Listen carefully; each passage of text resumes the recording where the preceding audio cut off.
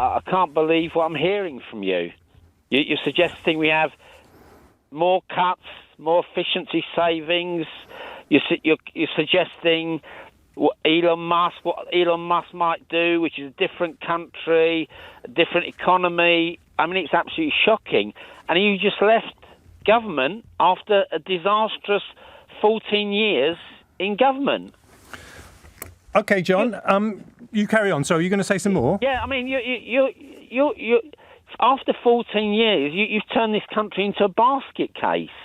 Your cuts have been a disaster. Okay. For this country. Okay, let me respond to that, because obviously I'm not going to agree with that.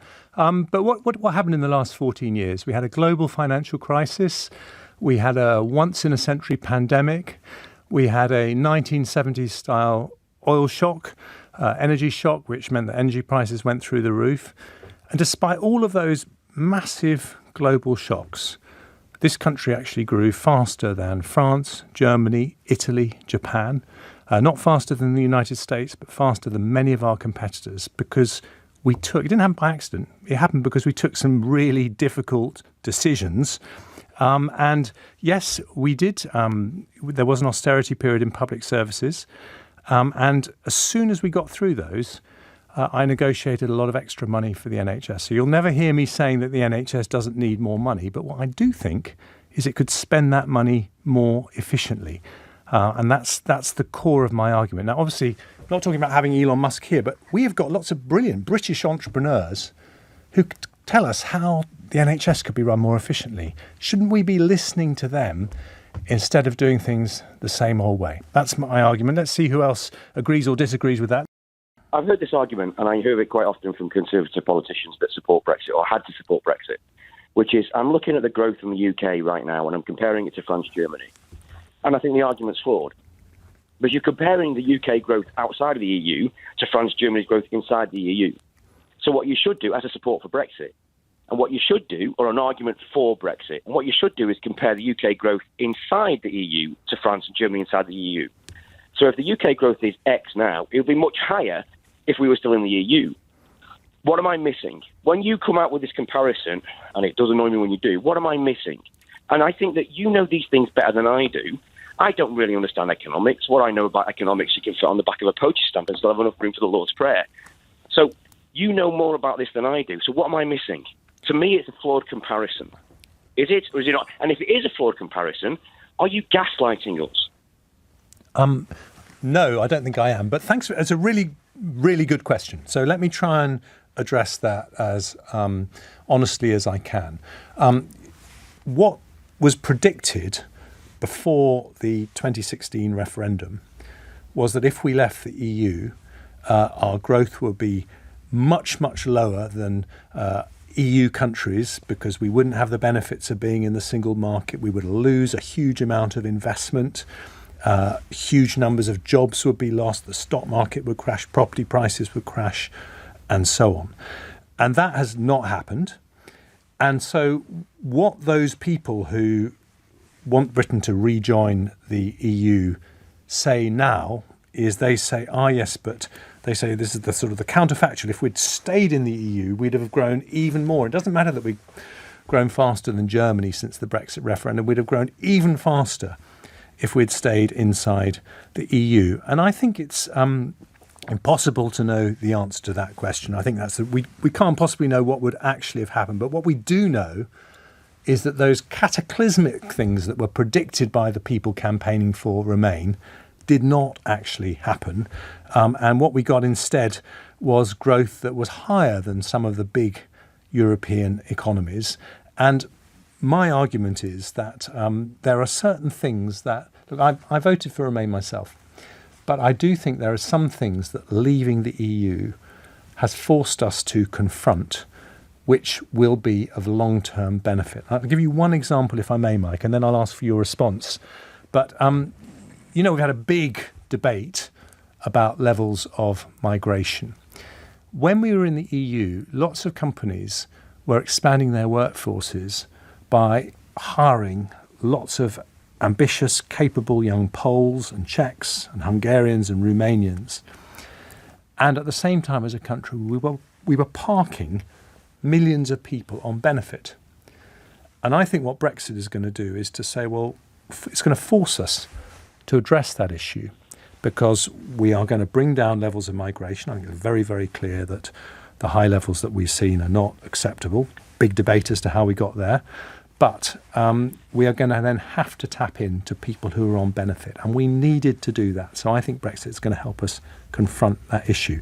Mike, do you want to come back on any of that? And then I'm going to go to an ad break. Yeah, please. So the last point you make, we could have done that anyway. We didn't need to leave you to do it. We just made a choice not to do it. So we could have done it anyway. The bit about what you said about some people on the Remain side were coming out with forecasts that are proven not to be true. You've picked the ones that support your argument. There are lots of people who are saying different things. Lots of people who are not saying we're going to be as bad as our growth will not be as good as the countries outside the EU. So you pick the argument, you pick the people who support your argument. And what I think you've just done, and I think you've just done this, is you agree with me, is the comparison you made at the start of the programme, at the start of this hour, it's a flawed comparison. And I hope you stop using it.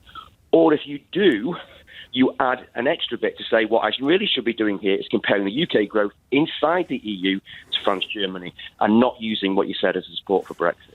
OK, well, I enjoy the challenge. I'm afraid I'm not going to retract my view, because I do think that the fundamental choice we face is, do we want to follow the European model of growth, or do we want to follow a different model? And I do think that we now have an opportunity to follow a different model. But I appreciate that you and I are not going to agree on that one.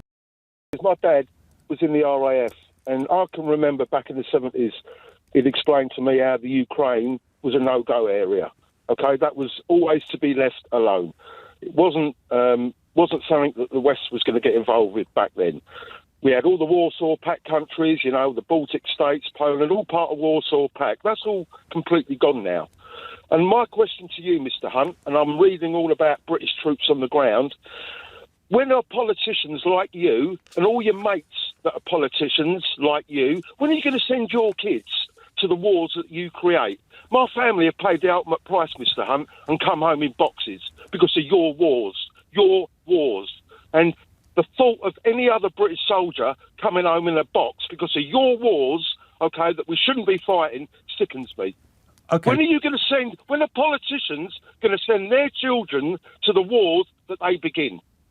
OK, let me ask you a question. Is your solution to the situation that we're in at the moment that we should just say, this is not our fight, and Ukraine is not our fight? OK, no, so we should just, it has nothing to do with us. And, the Ukrainians and the Russians can sort it out between themselves. But, we don't have a bone in this fight. Is that what you're saying? What I'm saying is the West, i.e. us, we've been no angels in all this. It's not all 100% down to Russia that this has happened. We have to take the blame for what we've done ourselves.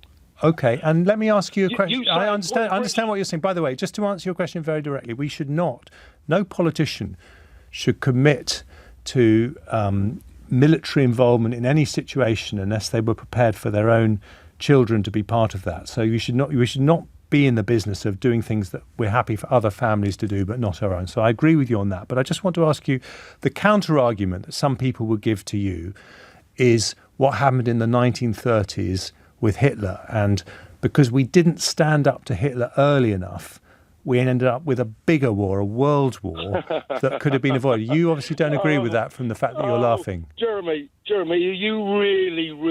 you really expect all of your sensible, hard-working, intelligent listeners to really think that Vladimir Putin is going to go on a mass summer holiday invading the entire continent of Europe? He's having enough trouble moving westward from the positions that he's in Ukraine at the moment. Are you really going to tell me that he's a threat to the entire continent of Europe?